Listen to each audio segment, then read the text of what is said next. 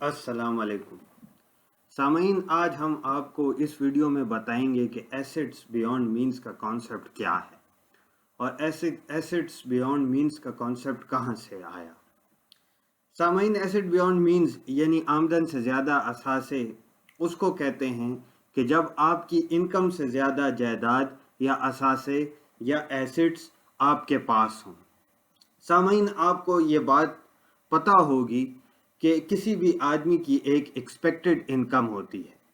मसलन हम ये सब जानते हैं कि 17 ग्रेड के अफसर की कितनी तनख्वाह होती है और एक बैंक के कैशियर को कितनी तनख्वाह मिलती होगी। अब हम आपको एक एग्जांपल देते हैं। फ़र्ज़ करें कि एक अफसर है कि जिसकी 80,000 रुपये तनख्वाह है और उस 80,000 रुपये में उसने बिजली का बिल भी देना है, बच्चों की फ़ीस भी देनी है, घर में राशन भी डलवाना है, गोश्त और सब्ज़ी भी ख़रीदनी है। अगर घर में वो इतने खर्चे करे और उसके बाद अगर घर उसका अपना ना हो तो वो किराया भी दे, तो आप खुद सोचें कि इस महंगाई के दौर में उसके पास कितने पैसे बचेंगे। बल्कि मेरा तो ये ख्याल है कि आजकल की महंगाई देखते हुए शायद उसके पास पैसे ही सिरे से ना बचें, बल्कि उसे कर्ज लेना पड़े इधर उधर से।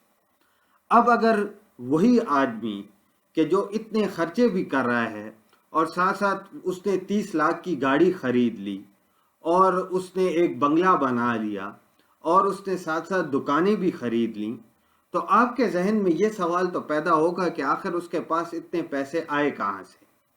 बल्कि सिर्फ आपके जहन में नहीं, हुकूमत के जहन में भी यह सवाल पैदा होगा कि उसके पास इतने पैसे आए कहाँ से।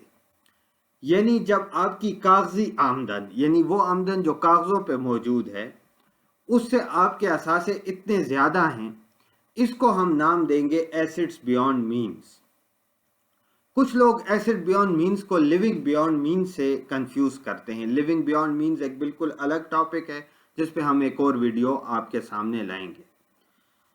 सामाइन, दुनिया के अक्सरियत जराइम पैसे के लिए होते हैं। इक्का दुक्का जुर्म को छोड़ के अक्सरियत जुर्म लोग पैसे के लिए करते हैं और हुकूमतें या नेशन स्टेट्स हद बजानिब होती हैं कि वो किसी भी सरकारी अहलकार से या सरकारी अफसर से या इवन आम आदमी से ये पूछें कि वो इतने अमीर कैसे हो गए। यानी आम तौर पे वो ये पूछें कि बाबू आप इतने अमीर कैसे हो गए। पैसे दौलत के जरिए अब बाबू आप इतने अमीर कैसे हो गए, ये सवाल इस वजह से पूछा जाता है कि अगर वो अफसर करप्शन या किसी गैर कानूनी धंधे के जरिए मालदार हो रहा है तो उस जुर्म को पकड़ने का सिर्फ एक ही तरीका है कि आप उसकी दौलत साबित करें कि ये दौलत गैर कानूनी तरीके से आई। क्योंकि चोरी कोई किसी के सामने नहीं करता और ना रिश्वत कोई 3D कैमरा लगा के करता है। ये सब काम छुप के होते हैं और अदालत में जो एक चीज़ लोगों के सामने आ सकती है वो उस बंदे की दौलत है। अगर वो बंदा ये साबित न कर सके कि वो दौलत उसने जायज़ तरीक़ों से कमाई है तो ये तसव्वुर किया जाएगा कि वो दौलत उसने गैर कानूनी तरीक़ों से कमाई है और फिर उस पर लिविंग बियॉन्ड मीन्स का कानून लागू होगा।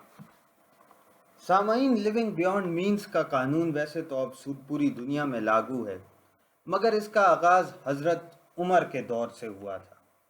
जामिया कॉलेज के प्रोफेसर मज़हरुल हक के मुताबिक हज़रत उमर जब भी किसी गवर्नर को या किसी भी बंदे को किसी ओहदे पे लगाते थे तो वो गवर्नर बनने से पहले या उस ओहदे पे लगाने से पहले उसके जितने असासे थे वो अपने साथ नोट कर लिया करते थे और जब अपनी सर्विस के दौरान उसके असासों में इजाफा होता था तो हज़रत उमर उससे ये सवाल पूछते थे कि आपके एहसासों में या आपकी जायदाद में या आपके जितनी भी पोजेशंस हैं जैसे ऊंट घोड़े हो गए, इनमें इजाफा जो आपने किया है तो ये रकम कहाँ से आई है।